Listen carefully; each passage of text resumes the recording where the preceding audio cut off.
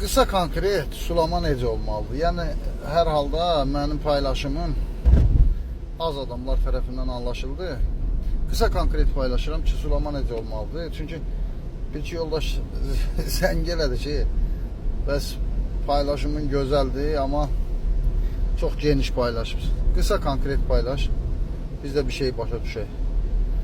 Qısa konkret paylaşıram. Yəni bir ağaca minimum 3 dənə damlama düşməlidir. Və hər bir deşik üçün suyun miqdarı günlük olaraq hesablanmalıdır. Hesablamada necə aparılmalıdır? Qısa konkret. Torpağın deməli sıxlığı nədirsə, cədvəldən həmin sıxlığa uyğun torpağın su tutma faizini çıxardırsınız. Tutaq ki, torpağın sıxlığı 1.6-dır. 1.6-ya uyğun gəlir. Su tutma faizi də 1.6-ya uyğun olaraq misal üçün yox da həqiqətən də 42%'dir. O halda 0.42 vurulsun 1.2, yəni 42% su, bir də əlavə 20%. Bu da eləyir 0,1504. Yəni drenaj qarışıq. 504 1 litr torpağa 504 litr. Yarım litr su verir. 25 litr üçün 25 vurulsun 504'e, bu da eləyir 13,5. 13,5 litr bir damlamaya.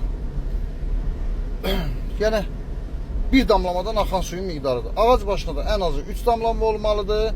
Meyvənin şişmə vaxtı, minerallara daha çox ehtiyac olan vaxtı.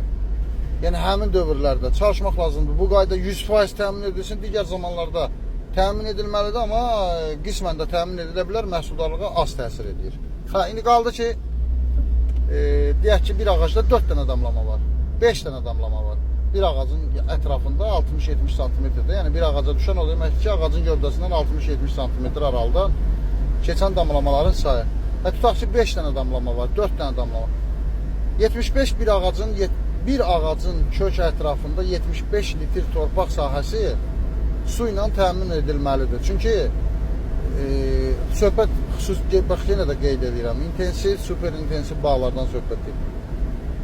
Yəni o halda ağacın kökləri budanan ağacı qidalandırmaq üçün yetərli olur. Tutaq ki, 5 dənə damlatıcı varsa, 75'i bölürsən 5 eləyir, tutaq ki, 80 litrə yaxın su. 4 dənə damlama. Elə bil hər damlamaya 20 litr. 20 litrdən düşür. 20 litrdən suluyuruz. Amma onu belə məsləhət deyil də. Yəni hər damlamadan 25 litr verilməsi gübrə raskodu çox eləyir, amma 25 litrdən verilməsi məsləhət. Niyə? Çünki bir damlama nöqtəsinə düşən suyun miqdarı eyni zamanda artıqlıq eləməlidir ki, orada artıq şeyləri də yuyub apara bilsin. Dərin qatılara mı deyim, kənarlaşdıra bilsinmi, kənara mı deyim, ya ne seyrəldib, məsələn, deyək ki, faydalı hər hansı bir duz var, tutaq ki, kalyum duzu, bitkinin kalyuma ehtiyacı var. Yetərincə duz olmadıqda o kalyum duzu fəsaddan başqa bir şey deyil, problemdən başqa bir şey deyil. Ondan ötürü hər damladıcıdan normativ axmalıdır. Məsləhətdir o şəkildə. Normativ axa ki, orada olan kalyumu da, kalsiumu da, magneziumu da, bütün bunların hamısı su olmadığı halda fəsaddan başqa bir şey deyil. Yüksək isi demək, yüksək pH deməkdir. Bu qədər. Qısa elə bilirəm budur.